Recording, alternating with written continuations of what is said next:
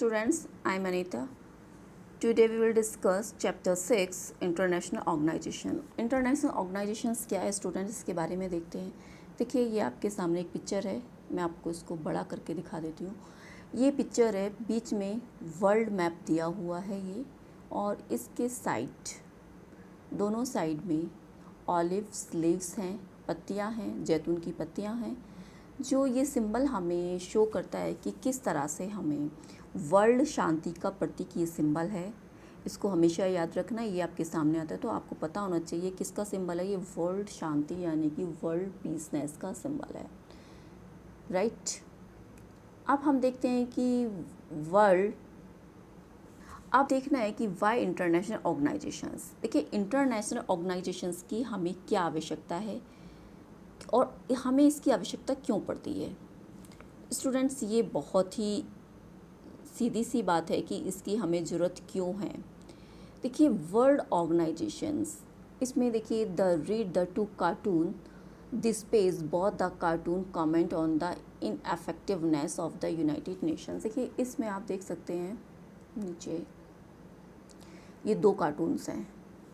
इन cartoons का meaning क्या है। देखिए, इन्होंने क्या किया था 2006 में के दौरान इजराइल ने लेबनान पर अटैक किया था, और उस अटैक में क्या होता, उनका कहना था कि ये उग्रवादी हिजबुल्लाह पर नियंत्रण पाने के लिए इन्होंने ये मतलब कि ये अटैक किया था। और ये इनका कहना था कि ये बहुत ज़रूरी, ये मिलिटेंट ग्रुप था, इसको मारना बहुत ज़रूरी था क्योंकि इससे बहुत ज़्यादा नुकसान हो रहा था। तो इसके दौरान स्टूडेंट्स, काफ़ी सारे लोग जो आम पॉपुलेशंस थी, जो मानी पब्लिक थी, उनकी बिल्डिंग्स को बहुत ज़्यादा, और सिविल जो large number of civils killed any many peoples, मतलब कि उस पर डाई हुए, किल्ड हुए, वो मर गए, उन्हें बहुत ज़्यादा नुकसान उठाना पड़ा। और जो सार्वजनिक बिल्डिंग थी, एरियाज थे, वो भी सब तबाह हो गए, उस बमबारी की चपेट में आ गए। The UN pass the resolutions of this only the August the Israel army withdraw from the region। और इज़राइल की जो आर्मी थी उन्होंने वहाँ से विड्रॉ किया अगस्त में। तो both this cartoon comment on roll the UN, और ये जो कार्टून है ये रोल करते हैं इसके बारे में, इस पिक्चर के, कि कितना इसको हार्म हुआ। तो भाई ऑर्गेनाइजेशन की हमें आवश्यकता क्यों है, क्योंकि ये ऑर्गेनाइजेशन वो वर्क करती है जो हमें करना चाहिए, कि जो 2006 में उन्होंने किया था। तो देखिए, on the other hand we also find the UN is generally regarded as the importance international organizations to a world eye। और पूरी दुनिया की उस ऑर्गेनाइजेशंस पर पूरी नज़र होती है, लोगों की नज़र होती है ऑल ओवर द वर्ल्ड, पूरे वर्ल्ड की। It's independable and represent the greats of humanity, the peace and progress. और पूरी ह्यूमैनिटी की उस पर एक तरह से ग्रेट नज़र होती है, वो चाहती है कि हर तरह से वो प्रोग्रेस करे और पीस को, शांति को बनाए रखे। Let's us hear to insights. हम देख सकते हैं दो कोटेशंस हैं जो Dag Hammarskjold the UN second secretary general थे। उनका कहना था कि ये यूनिटी जो नेशंस है was not create a take humanity to heaven. ऐसा नहीं है कि वो पीपल्स को आम, मतलब कि कहना चाहिए कि मानवता को स्वर्ग तक लेके जाए, बट उसका काम है जो नर्क से बाहर निकालना, नर्क से बचाने का काम है उनका। एक संयुक्त गठन जो है, संगठन है, उनकी एक कहावत थी कि ऐसा नहीं कि मानवता को स्वर्ग पहुंचाने के लिए, बल्कि उसे नर्क से बचाने के लिए ये गठन किया गया है। एक और डेफिनेशंस है जिसमें हम कह सकते हैं taking shop the years there are a lot of speech and meetings the UN especially during the annual series of the journal। ये किसकी है, देखिए शाही थरूर ने इस फील्ड में एक फॉर्मर थे, ये UN under secretary general of communication and public reformer थे। इनका कहना था कि भाई ऐसा नहीं है सभी चीज़ पर बातचीत की जाए, इसका मतलब ये नहीं है कि भाई ठीक तरह से बैठकें हों। इनका मानना ये था संयुक्त राष्ट्र संघ खूब बैठकें होती हैं और दनादन भाषण भी होते हैं, खासकर आम सभा के वार्षिक जो सत्र होता है उसमें। लेकिन जैसा कि चर्चिल कहते हैं कि हथियार लड़ाने से अच्छी बात तो ये कि जवान लड़ाई जाए, क्यों हम फाइट करें। क्या यह बात बेहतर नहीं हो सकती? हो सकती है, क्यों नहीं हो सकती है। या दुनिया सारे देश इकट्ठे हों और कभी कभार अपनी बात, अपना समझौता रखें, एक दूसरे से बहस करें, और ज़रूरी नहीं कि मैदान में, लड़ाई के मैदान में उतरें या एक दूसरे का सर कलाम करें। उनका ये मतलब था कि आप बैठ के आराम से अपनी बात को समझा सकते हैं, सुलझा सकते हैं। The two quotations These two quotations suggest that something important in international organizations are not the answer everything, but they are important. International organizations have the matter of the war and peace. देखिए ये बात बिल्कुल सही है। ये दो example हैं और ये इस बात पर इशारा करते कि जो ये इंटरनेशनल संगठन है, हर मर्ज की दवा तो हो ही नहीं सकता कि हर सलूशन को ये कर सकता है, बट इम्पॉर्टेंट ये है कि हर शांति के मामले में मदद करता है। ये क्या, पीस बनाने में ये हेल्पफुल है और मदद करता है जहाँ तक पॉसिबल होता है। ये बेहतर जीवन स्थिति कायम करने में इम्पॉर्टेंट है। और देश के बीच में मनमुटाव और झगड़े होते हैं, लेकिन उसका मतलब यह नहीं कि वो विरोध के कारण या एक दूसरे से युद्ध ठान ले। ऐसा नहीं होना चाहिए कि हर चीज़ पर बातचीत कर मसले को सुलझाया जा सकता है। और शांतिपूर्ण कहना चाहिए कि भाई शांतिपूर्ण समाधान हमेशा कंट्रीज़ हैव, भाई शांतिपूर्ण तरह से समाधान किया जा सकता है, उसको सुलझाया जा सकता है। They can instead discuss continue issues, find peaceful solutions need to really noted the most conflict difference are the resolve going. तो कहा जा सकता है कि भाई ऐसा नहीं है कि शांतिपूर्ण समाधान ढूंढ सकते हैं, अधिकांश झगड़े और विभेद का समाधान बिना युद्ध के ही किया जा सकता है। लेकिन ऐसा है कि अंतर्राष्ट्रीय संगठन की जो भूमिका होती है, ये अंतर्राष्ट्रीय संगठन कोई शक्तिशाली राज्य तो नहीं होता है, पर इसके सदस्य भाई एक यूनियन बनाते हैं, एक संगठन बनता है लोगों को चुनकर, और इसका निर्माण राज्य ही करते हैं, कोई बाहर से नहीं आता, राज्य के लोग ही करते हैं इसका निर्माण। और ये उनके मामले के लिए जवाब, क्योंकि कोई भी समस्या होती है उस मामले के लिए जवाबदेह होते हैं, उसको बताते हैं। जब राज्य में इस बात पर सहमति होती कि कोई अंतर्राष्ट्रीय संगठन बनाना चाहिए, तो ऐसे संगठन कायम होते हैं कि उनके बारे में निर्माण होना चाहिए, हो जाए, अच्छी बात है। समस्या को शांतिपूर्ण तरीके से समाधान किया जाना चाहिए, और ये जो सदस्य होते हैं उस समस्या को समाधान करने में बहुत ज़्यादा हेल्प करते हैं।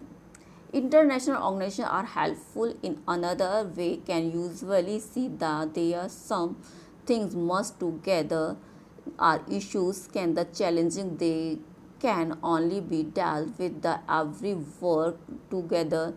Disease example, some disease can only create। देखिए हम कह सकते हैं स्टूडेंट यहाँ पर कि ऐसा कोई ज़रूर नहीं जो अंतर्राष्ट्रीय संगठन हर मामले में वो आगे रहे, हम हर मामले में वो सॉल्यूशंस करे, हर मामले में वो पॉसिबल है कि भाई जहाँ तक अगर हो सकता है कोई चुनौतीपूर्ण समस्या है, तो हर स्टेट, हर देश अपने, मान लीजिए एग्जांपल ले लीजिए कि कोई बीमारी हो गई है, डिसीज़ हो गई, तो उसके लिए क्या करना है, वो ऑर्गेनाइजेशन क्या करेगा भाई, उसमें वो तो हमें ही करना है ना, तो उस ऑर्गेनाइजेशन को तो कुछ नहीं, तो हमें क्या करना है, टीके लगाने चाहिए। टीके लगाने से क्या होगा भाई, वो बीमारी दूर होगी, तो वो तो इजीली। अब हम कहें कि भाई बीमारी फैल गई है, फैलने दो, ऑर्गेनाइजेशन संगठन है वो ही करेगा, हाथ पे हाथ रख के बैठ जाएं। देखिए ऐसा नहीं होता है, तो आपको उस पर वर्क करना चाहिए। सभी चीज़ एक ये नहीं कि भाई संगठन ही करे, ऐसा नहीं है, बट हमें सबको मिलकर एक साथ काम करना चाहिए। मिलकर काम करने से क्या होगा, सारी समस्या का समाधान होगा। अब ग्लोबल वार्मिंग हो रही है, ताप बढ़ रहा है, उस जगह ताप बढ़ेगा तो बाढ़ आएगी आएगी, पर हम इसे कम करने के लिए कुछ कदम उठा सकते हैं, जनता को अवेयर कर सकते हैं, पेड़ पौधे लगा सकते हैं, इस समस्या को कंट्रोल कर सकते हैं। ये कॉपरेशन हुआ एक तरह से कि भाई जो संगठन है, जो इंटरनेशनल ऑर्गेनाइजेशन संगठन बना है, उसको हम कॉपरेशन कर रहे हैं, या वो संगठन जहाँ कन्फ्लिक्ट्स हो रहे हैं, विरोध हो रहे हैं, उसको शांत करने में एक बैठक बैठाते हैं, उसका समाधान करते हैं, वो कॉपरेशन करते हैं। तो यहाँ एक दूसरे को कॉपरेशन की बात आती है। तो इसी तरह से ये एक कह सकते हैं कि इस तरह से unfortunately recognise the need the cooperations and actually cooperate other to different thing nation recognise need to cooperate the but can not always. देखिए सबसे पहले हम देख सकते हैं कि ये एक यहाँ पर ये IM फंड है, ये international monetary fund is an international organisations had oversee दी। ये एक फंड है एक तरह का, इसमें सबका कंट्रीब्यूशंस होता है, जैसे इसमें इज़राइल भी है, किसका कितना कितना कंट्रीब्यूशन है ये हम देख लेते हैं कि भाई इसमें सबसे पहले हम देख सकते हैं कि कितने प्रतिशत कनाडा में 41.29 है, चीन 6.9 है, इंडिया 2.46 पॉइंट, इसी तरह से सबने अपना कंट्रीब्यूशन ये फंड बनाया गया है जो इसमें हेल्प करता है। नाउ देखिए cooperate are two different thing nations can recognise need to cooperate but can not always agree but. तो देखिए ये हम कह सकते हैं कि भाई दुर्भाग्यवश एक ये है कि भाई unfortunately recognise the need cooperate the two different thing nations can organise need. देखिए दुर्भाग्य से सहयोग की ज़रूरत को एक पहचानना और सचमुच उसमें सहयोग करना, हेल्प करना, दोनों अलग अलग चीज़ें होती हैं, एक चीज़ नहीं होती है।